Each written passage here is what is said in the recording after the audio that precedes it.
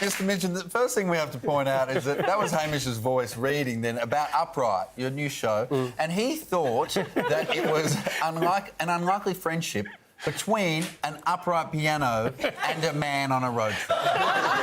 It sort of is, but it's not a weird, kinky thing. He asked me, he goes, so what, is it a sexual thing? Well, that might come up in season 2 or 4 or 7. I'm sorry, I misread the brief. But I love that you just thought that was fine. You were just like, oh, it's a guy who gets it on with his piano, cool. I feel like this man is creative enough to make that interesting. Yeah, that's a nice way to twist it. That make it a compliment rather than you being a pervert. So instead of Hamish's perverted thoughts, what is the story actually about? It's a dude who hasn't been home to Perth. Lives in Sydney, hasn't been home to Perth for 8 years. You don't really know why in episode 1, but he's gunning it for Perth. He's got a dodgy relationship with someone on the phone. You find out pretty quickly that his mum's sick and that you just know he's obsessed by making sure this piano goes with him. Yep. And then very early on, he has an accident with this sweary, freaky kid. And by the end of episode 1, you realise they're going to have to do this journey together. And then the rest of the series is kind of unfolding mystery of who they are and how they ended up in the middle of nowhere near Mildura on an intersection. Yeah. And the story itself was created initially by The Chaser's Chris Taylor. Yeah. Did he have you in mind from day one? I think pretty close. He had this idea of it was really just a kind of how do we tell a story about a piano in the outback. He just thought it was a cool concept. And he thought, who's barefoot most of the time? Yeah. Tim Minchin? Who's like really good in the sun.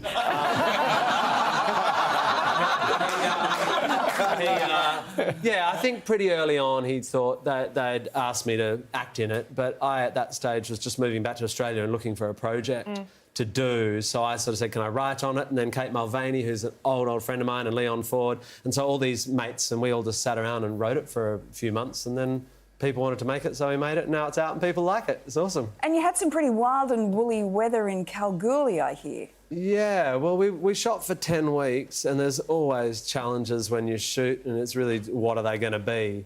But we ended up in Cal in about week 9 doing like a bare-knuckle boxing fight in a 2-up shed. Not too many spoilers, but it goes a bit nuts. What, some bloke looked at your piano roll? Yeah, You went, she's mine, mate.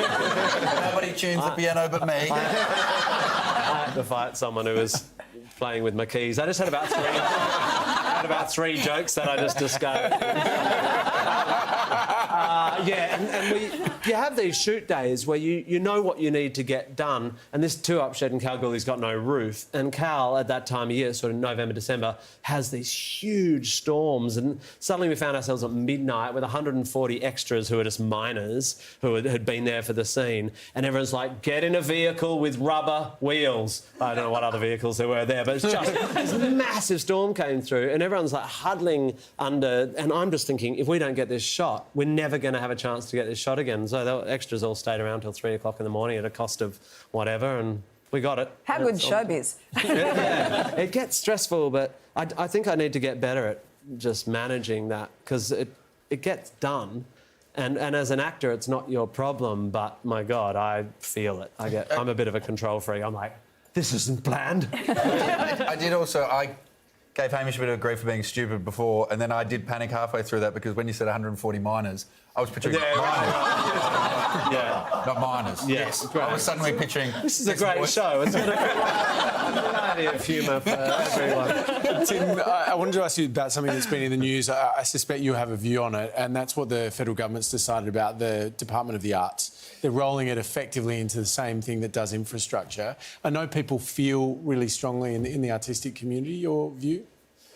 I'm trying to get information. I mean, obviously, it looks really, really bad when an already overfull portfolio is like, oh, yeah, just stick the arts in there. They'll be able to cope with that as well. So that's really bad. Then losing it from the title, it is an indicator that they don't think it's important, obviously.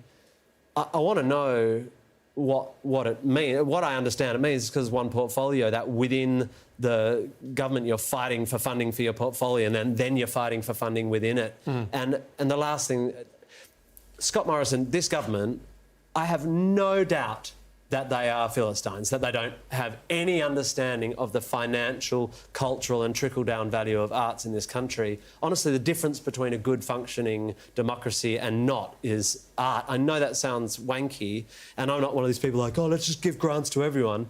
I just think it is very hard to measure the impact of a well-funded arts culture.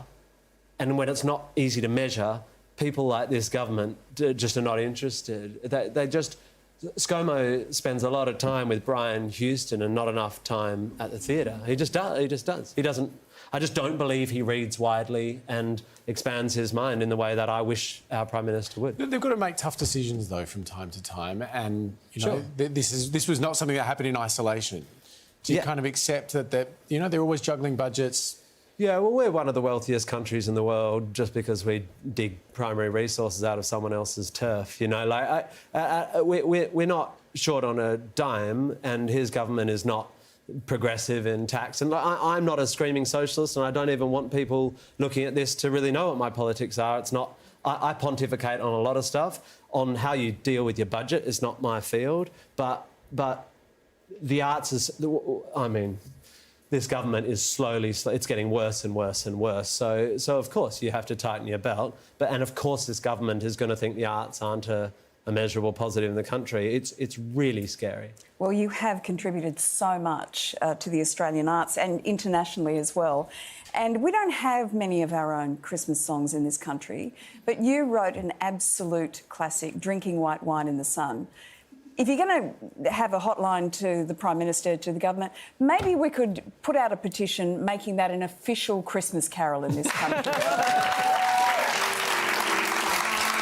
I might get away with that with pretty much any Prime Minister in the last 50 years, but this one. But I don't know if ScoMo has much of a sense of humour about my utter contempt for the idea that Jesus was magic. So, yeah, I'm not... I mean, with respect...